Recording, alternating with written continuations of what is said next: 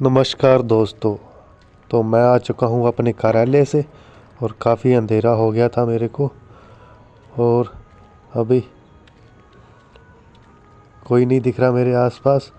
और मैं चलता चलता, पैदल चलता हुआ, धीरे धीरे चलता हुआ अपने वाहन के पास जा रहा था। और मैं अपने वाहन के पास पहुँच गया। अपने वाहन के पास आने के बाद मैं उसका निरीक्षण करने लगा, तो वाहन ने मुझे बताया कि मैं काफ़ी दिन से नहाया नहीं हूँ। और जब मैंने वाहन से पूछा कि ये क्या हुआ, उसने बोला ये कान टूट गया मेरा, और इसमें से एक कुछ निकल के गिर गया है, इसलिए ये काफ़ी दर्द कर रहा है। तो मैंने वाहन को कहा कि कोई बात नहीं, मैं करवाऊँगा। और मैंने बाकी देखा और मैं दूध गर्म करने के लिए अंदर चला गया। मैंने प्लास्टिक के थैले से दूध निकाला और डाला, और प्लास्टिक के थैले का वीडियो नहीं बना तो नहीं बना। फिर जब मैंने बिस्तर की ओर देखा तो बिस्तर बोल रहा था कि आपके बदन की सलवटें ही मेरे पर हैं। और मैंने दूध की तरफ देखा तो दूध अपना रौद्र रूप दिखाने लगा, और सभी ओर उसके रूप का धुआं ही धुआं हो गया, और जिससे हमारा चलचित्र भी थोड़ा ब्लर हो गया। उसको सही करने के लिए मैंने हाथ से पहुँचा और वो सही हो गया।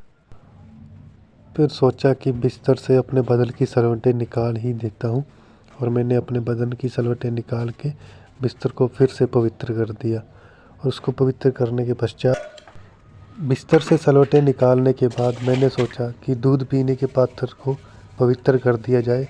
और फिर क्या था, फिर मैंने एक कृत्रिम धावक के साथ उसको धोना शुरू कर दिया, क्योंकि दूध पीने का पात्र गत 3 दिनों से वैसा ही पड़ा था जैसा गत 3 दिन पहले मैंने दूध पी के छोड़ा था उसे। तत्पश्चात मैं अपने बिस्तर पर आसन लगा के बैठा और पात्र में देखा, जो कि अभी भी अच्छी तरह नहीं धुला था, लेकिन इतना धुल चुका था कि हम उसमें दूध पी सकते थे। फिर मैंने क्या किया, खौलता हुआ दूध उस पात्र में डाला, और दूध को ध्यान से देखने पर पता चला कि इसमें तो मलाई जम चुकी है।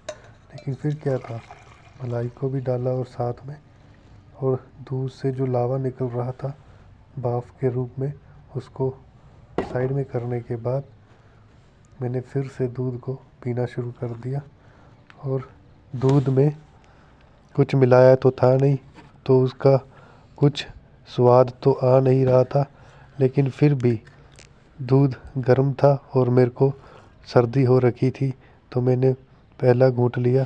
काफ़ी मज़ा आया इसमें, और दोबारा दूसरा घूंट लेके मैंने इसको लगातार पीना शुरू किया। और जैसे ही तीसरा घूंट लिया तो मुंह में मलाई का कुछ आ गया, और उसको खा के दूध पी ख़त्म करने को जा रहा था। फिर मैं अपने बिस्तर के नज़दीक आया और अपने दूरभाष यंत्र को आवेशित करने के औजार को रखने के बाद अपने जो कृत्रिम जाल था, जो मच्छरों से बचने के लिए था, उसको सही करने लगा।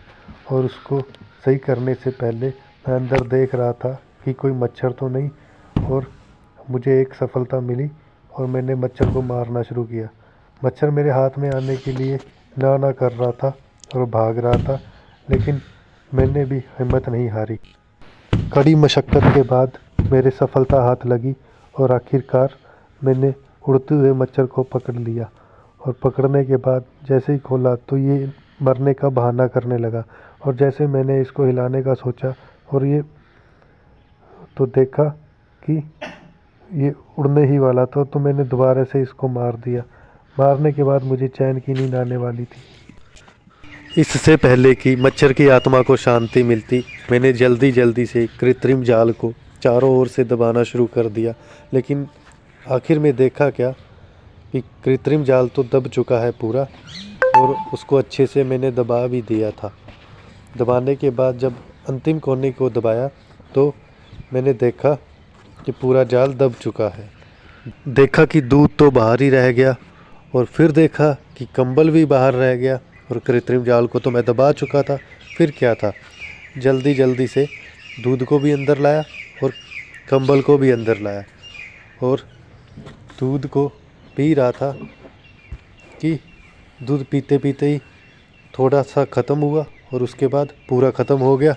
ख़त्म होने के बाद मैंने जैसे तैसे करके पात्र को बाहर रखा। पात्र को बाहर रखते ही अब सोचा कि थोड़ा सो लूँ, अभी पूरी रात पड़ी थी सो। तो सर्वप्रथम मैंने अपने चरणों पे कंबल दिया और मैं जाने वाला हूँ निद्रा अवस्था में। और अगर आपको ये चलचित्र पसंद आया तो इसकी मैं मिलूँगा कल। सदस्यता लें। सदस्यता लेने के लिए एक सदस्यता का बटन होगा, उसको दबाएं और इसको साझा भी करें अगर पसंद आया हो तो। मिलता हूँ आपको कल। और अभी मैं अपनी जा रहा हूँ निद्रा अवस्था में। मिलता हूँ आपको बाद में।